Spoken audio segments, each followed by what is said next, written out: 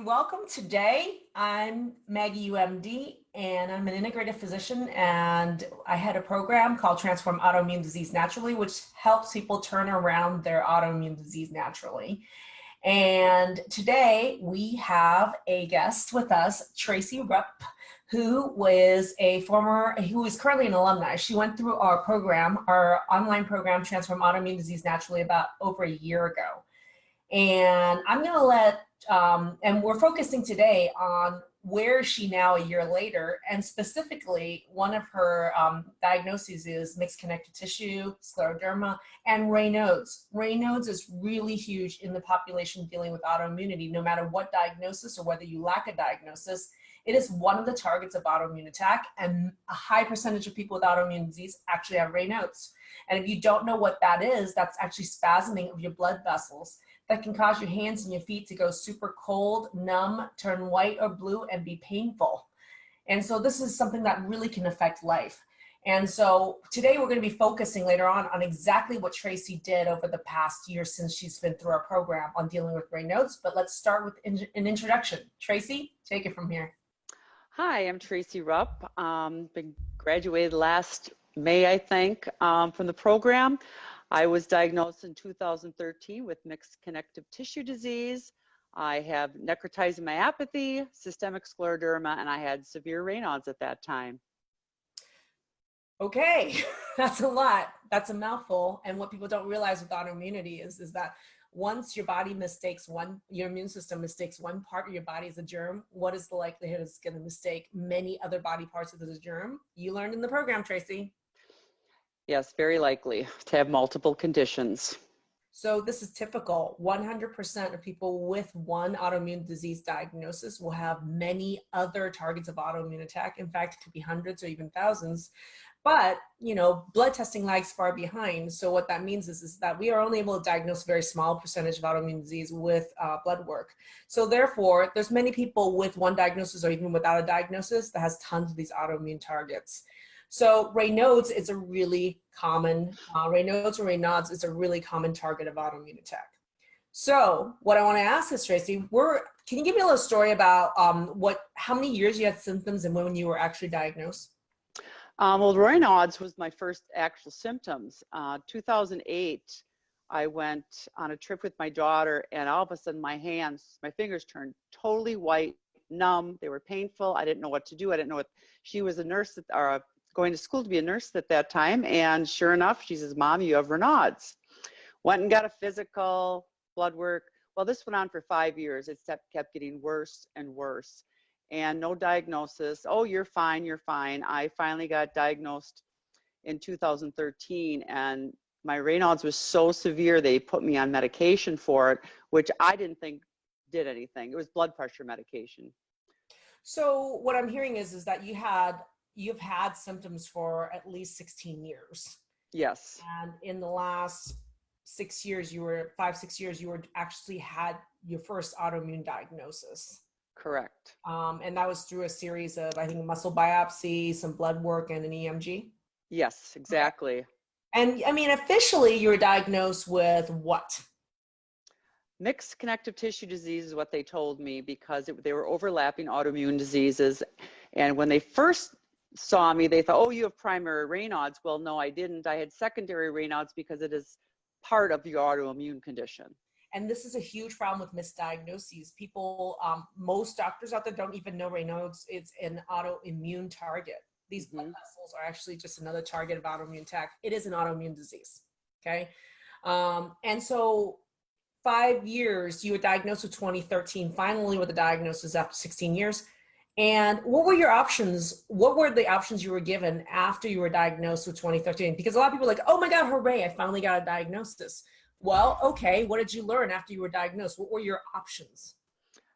My only one option was medication. They gave me blood pressure medication, prednisone for 8 months, methotrexate. And then methotrexate didn't work for me, so they had to switch me to mycophenolate. And that's what my options were. What happened with methotrexate? It was damaging my liver, so I had to switch. So you were put on drugs, and those were your only options, including prednisone for 8 months. And in those 5 years between 2013 and 2018, what happened with all these different diagnoses? Were there positive improvements? Were there positive changes? Or what happened with the conventional treatment only option? The only time I really felt like there was some improvement immediately was that prednisone. I didn't feel as weak because I had muscle weakness, obviously. I couldn't walk. I couldn't do a lot of things. And all of a sudden I started feeling a little bit better, but then all of a sudden just stopped. And it dropped my CPK, which if people have heard that, that's your muscle enzymes. And that started to go down, but it never really got down to where it should be or even close to where it should be. Can you give people an idea of the number? What was your CK before the medication? What was it afterwards? Diagnosis was 5,800. Mhm. And I remained anywhere from 1,000 to 1,600 on medication. Okay. And you weren't improving. I mean, the number went No. down, you weren't improving. Right, exactly. Some people would judge and say that was successful because your number went down. But Right. from a day-to-day life standpoint, you weren't improving. Right. You know, I could do things, of course, better than when I was at my weakness, but I still had major problems, and it wasn't good for me. I needed to do more things, and I was in pain. I know because our team, we talked to you in 2018. Mm-hmm. And you are one of those people. To me, what struck me the most about you was you're one of those people that'll tolerate a lot. Mm-hmm. You don't complain, and you Mm-hmm. keep doing. I mean, I remember you're trying to golf, keeping up with your hubby with golfing and grandkids, everything. You were not a complainer, but yet your symptom list was huge. Mm-hmm. And that's when we met you in 2018. So I want to ask you, why did you decide after 5 years of having all these diagnoses and symptoms, what made you decide to actually join an online program with me?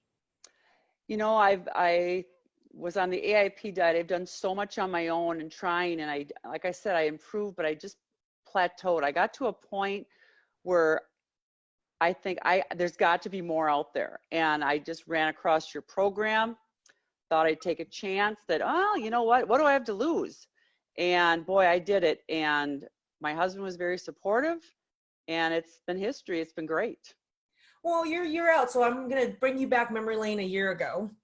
You did our 2-month program online with me, and it's a online educational group coaching program using data, and it's educating yourself. And to me, what's the big difference about what we do and what other people do is that they're really working one-on-one with practitioners and with other people. There's never been an educational process. Mm-hmm. Some people may get the data, some people might do the Google research, but there's never been an educational process around this in the fight of your life.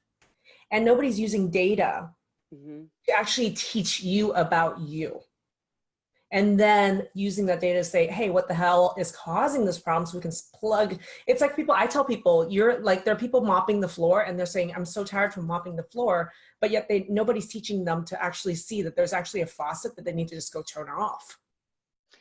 Correct. In fact, I was told there's no reason for my disease and there's no way of curing my disease. Therefore, they manage it with drugs. And I was not satisfied with that. There's got to be a reason why.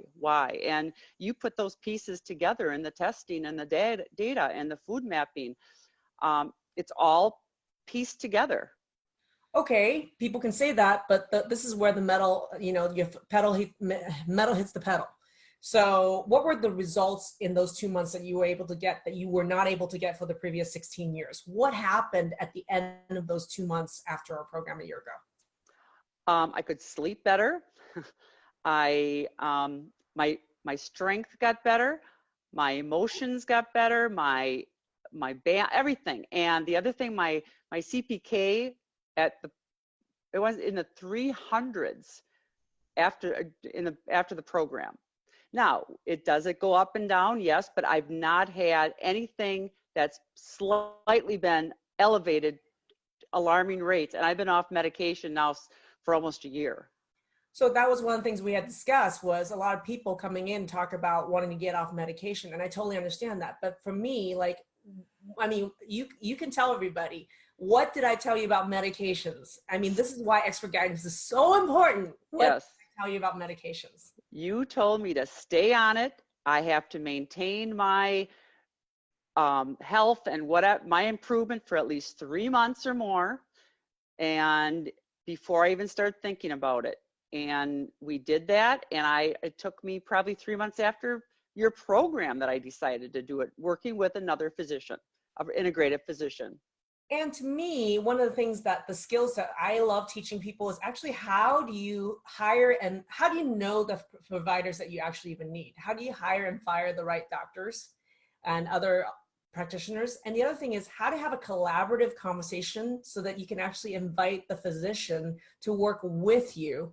Because I can tell you right now in autoimmune disease, doctors know how, conventionally trained doctors know how to put you on medication. And the expectation is you're going to be on the medication for life because there is no cure, there is no reversal, there is no other option. But to me, like, what did you learn about how to collaborate with physicians that made this weaning down process successful with your provider? Well, for me, I learned how to read the blood work that I had to get. And when I requested the blood work from another physician, she wouldn't do it. So I said, fine, then I'm leaving you. And I went to another physician and I can message her, I can ask, okay, I need this done. She orders it and she trusts me. She is very impressed with my knowledge. She knows, and she's very impressed what I've been doing so far. And I said, it's because I've learned so much. So here's the cool thing. A lot of people think that working with an online program, even though I'm an MD and we're using data and I'm teaching them, some people are worried that we're going to be working against their physician. Can you clear that up? What do you think we advocate and why do you think this worked for you? Well, because you encouraged us to find someone that is on the same mindset as us and who will listen to us and hear us out. And if we want to do something different, and from what we learned, they're willing to do those things with us. It's not a 15-minute appointment anymore. You know, it's just they're actually listening to us and hearing us out. So that to me is huge because for me, like everybody talks about wanting to be their own advocate, but no one actually teaches you how. And I love teaching the how because how powerful are you now that you're able to hire and fire who you want, and how you could talk to your doctors to invite collaboration so that you're actually the driver of the ship, right? That to me is power. And the confidence to do it. You go into these offices, you want the confidence that you know what you're talking about, that you did learn this, that you're, just because they're a doctor, you have some knowledge now. I have some knowledge that I can have confidence that I know what I'm talking about. I love this. This makes me so happy. And I love that. This is the freaking fight of your life. I mean, Tracy, you have necrotizing myopathy. Necrotizing means dying and dead, irreversible damage if it kept going in that way. So for me to be, so what I'm hearing is that even on medication, the lowest your CPK got was what, 1600? Yeah, anywhere from 12 to 1600, but it was fluctuating all the time. And now currently off all medications a year later, now what's the range it's at? Anywhere from 300 to 500. I haven't been now since April. So, hey, I'll go in next month I go back just to get it tested. Okay, people want to know. This is about Raynaud's. I want to know, this is 1 year now post-program. What has happened to your Raynaud's? Because you said at the end of the program, there was already a huge improvement, which is 2 months. Now, 1 year from that, where are you at with the Raynaud's right now? Well, after the program, I could tell my attacks were less severe, faster recovery. It still happened, but right now, I don't even get the attacks. I golf. It's been cool in Wisconsin.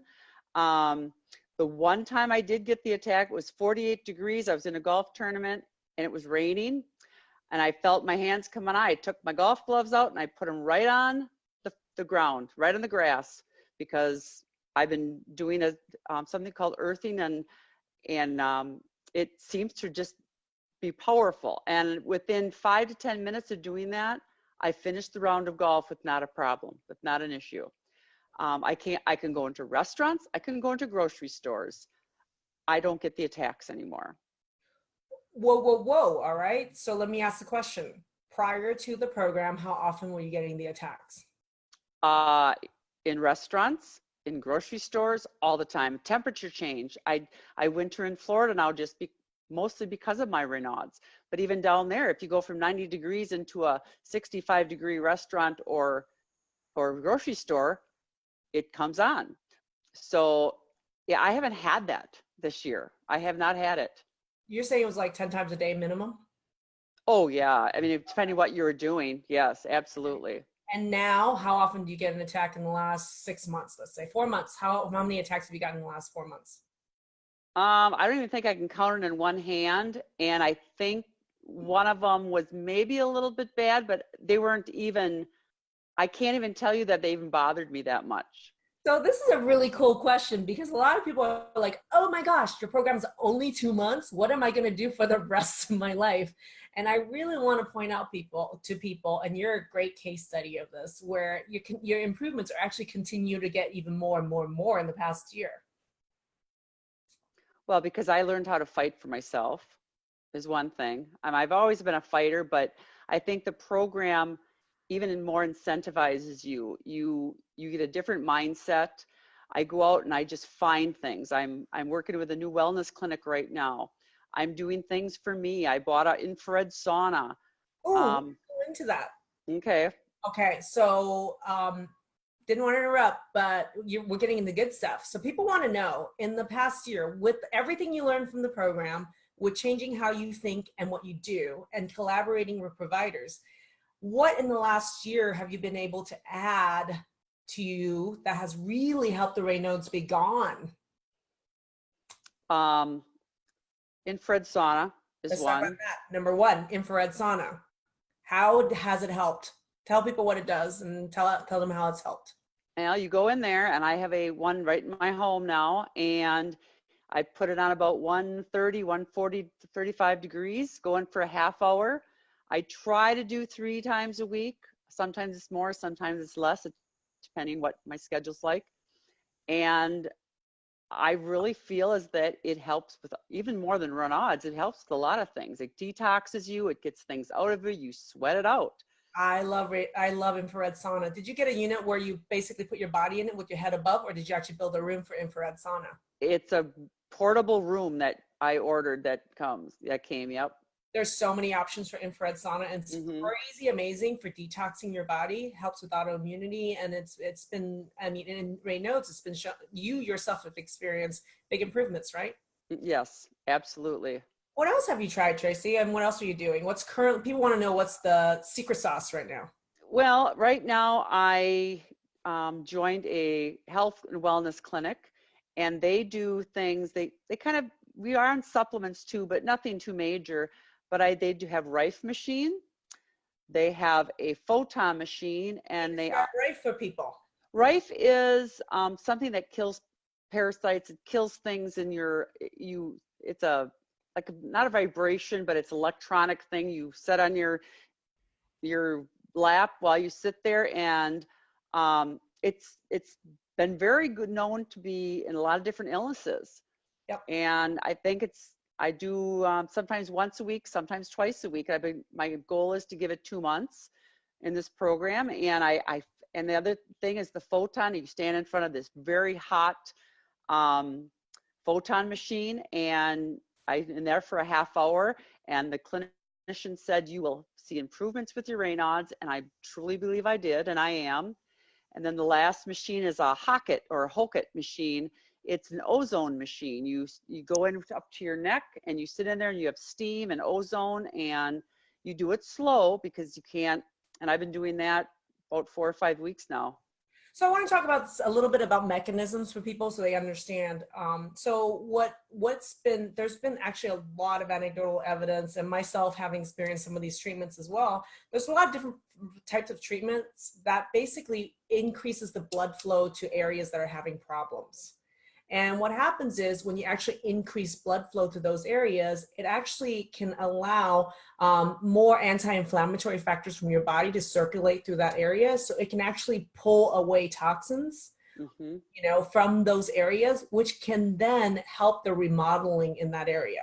So, I mean, there are examples, for example, like in musculoskeletal, like plantar fasciitis. I had severe plantar fasciitis for 2 years, could barely even walk, couldn't wear heels. And there was I had a machine called EPAT. And the EPAT machine basically caused a lot of vibration to this area and mini trauma to that area, 3 sessions once a week. And that increased the blood flow to that area so much that 6 weeks later, I was cured. And my only option at that point was surgery, right? So yeah, I mean, I paid out of pocket $600 to do this, but man, I didn't have to get surgery. So there's so many of these treatments that have a lot of scientific basis, and many of the machines that you're talking about really is increasing blood flow to those areas, Right. including infrared sauna. Something else I tried last week was a full body machine, and that's when you stand on there, you have the vibration, and it's very good for the lymphatic system, and that, I think that also will get rid of inflammation, increase circulation. I totally agree. And just so you know, I mean, I didn't plan on this, but right behind me is my trampoline. Oh yeah. And trampoline is great for lymphocyzing. And so you don't have to get a $3,000 vibrating machine. Literally, I'm just going to show you. We didn't even plan on talking about this. But like behind me in the office, I literally lymphocyze using my trampoline. And you could start at 10 minutes a day, but doing that about 20 to 30 minutes a day, you totally lymphocyze your body. The vibrational aspects of it is great for increasing blood flow, and it's El Cheapo. You don't need some super clinic. You don't need some super machine. I have a wonderful trampoline behind me that I do twice a day. I do about 15 minutes in the morning. I do 15 minutes evening. I mean, that lymphocyzing is crazy. Yeah. I didn't even plan on showing that, but it was right behind me, Tracy. And wait till you see me do it with music. Actually, don't. Don't dare me to do it, because I would. Because with music, it's crazy. Like I love Queen. Well, and it's fun. I love it. I have Queen playing, and like I love Queen's song "Fat Bottom Girls." Fat bottom girls, you make the rocking world go round. Oh, don't quote me on it. But anyway, I love listening to Queen or AC/DC on my trampoline, and it's a great way to lymphocyze, increase your blood flow for all sorts of joint issues if you can, and circulation issues. It's wonderful. And dealing with infection, clearing lymph from your body removes all those toxins and helps infections clear. Awesome. My daughter bought me some Earth Runner shoes, and it is shoes that have a copper little plate at the bottom and then copper running through the straps, because that's, you can have grounding done while you're walking. Yeah. And I really think that's another thing people should check into. Can you talk a little more about grounding? People want to know. Yeah, the Earth's energy, electricity, we need, we're walking around in rubber shoes and on asphalt all day. We don't have that connection with the earth. And I suggest everybody get out there and walk barefoot on grass for a half hour a day. It does amazing things. It helps with inflammation. It helps with pain, sleep. It's been proven to do a lot of great things. I love it. And for me, like, I love to go when I'm on the trampoline. A lot of people use the trampoline and wear tennis shoes and do it, and you can certainly do that, but there's something to be said about actually doing the trampoline with your bare feet. Because it allows my feet to actually work, touch it, and actually like balance. Your body learns much better internal balance if you're actually doing exercises or even walking barefoot. So the trampoline allows the low impact, I'm not on the ground, to be able to actually use my feet and ankles to actually balance the whole upper body. So it's helped my posture as well. And just balancing, using your own muscles to recalibrate them to actually balance. Bare feet are very important. That's where all our nerves are. And it's just so, all their health is very important if you can do things with your feet.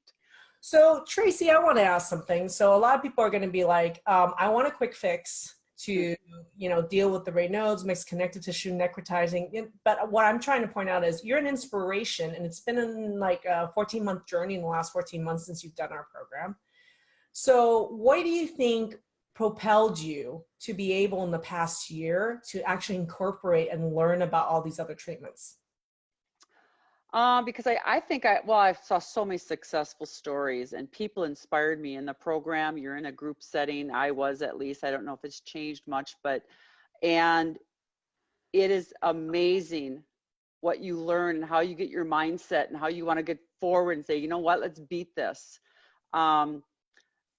There's not one simple pill to take. There's not one simple answer. It's a balancing act. It's puzzle pieces. And this is what we've learned to, we learned all these things, and I've learned how to go and get all these things. I just won't give up. I won't give up. I've seen too many successful people that were ill in that program that gave me hope. And I want to give others hope as well. Well, I think what you're saying is the missing community. Yeah. Like there's truly a missing community around autoimmune disease, and and I'm loving the fact that you're part of Misty's Facebook group. There are a lot of support in Facebook groups like the Scleroderma Functional group that Misty's headed. That you by your interview that you did with us right after the program and subsequent interviews that you've done as part of our alumni group, and being in that group and being in the alumni group, you're literally inspiring thousands. And tell us about your blog. Yeah, I started a new blog because people just contact me all the time because there's so many sick people. I feel bad. And so I want to teach what I've learned and be supportive, I guess. And if I can help a couple people along the way, I want to just tell my journey, tell my story. And that's what I've begun. So what I'm going to do is if you share the link, what I'll be doing is when we post this interview, I want to post a link to your blog so people can read your blog. It's wonderful. And then people have and continue to reach out to you. You're a real person. You've talked to a lot of people because I know because they've talked, a lot of people quote as having talked to you. So thank you for being so generous with what you've learned and for inspiring other people to do the same. Well, I actually feel called to do it. I do. I can't keep this to myself, and I want others to get well. So. Thank you, Tracy. So thank you for talking through your journey with everybody. I really appreciate you. And thank you. And thank you for not just being a past client in the alumni in our program, for being a friend. Yeah. I feel really lucky that we've crossed paths. You've inspired me. Oh, thank you very much. Well, you're doing good work, and I really appreciate you. Thank you, Tracy. And for those of you who want to learn more, I'm going to post a link to Tracy's blog, but I'm also going to add you can learn more by going to drmaggieyu.com. We have a free training there so you can understand how all these pieces fit together as the fundamentals that Tracy got a year ago. And then we also have a Facebook group called Transform Autoimmune Disease Naturally. Feel free to join it, and it's free resources for you to learn. There's tons of training videos, resources, support, a community in there. Tracy's also part of another Facebook group called Scleroderma and Functional Medicine. If you have scleroderma or mixed connective tissue disorder, that's a great group to join as well. So I hope this was helpful for all of you, and for all of you watching, and anyone can benefit from it. The biggest thing you can do is raise awareness. So if you can tag somebody that you know that would benefit from watching this video with any autoimmune disease, tag them in the video right now. Give us a thumbs up, give us a heart. That would be awesome. But share this video, okay? Sharing and raising awareness is the best thing you could do. And the other thing is, people may not listen to you that you care about, but they may listen to Tracy and they may listen to me, so share it now. Thank you, everyone, and thank you, Tracy, so much. All right. Bye now.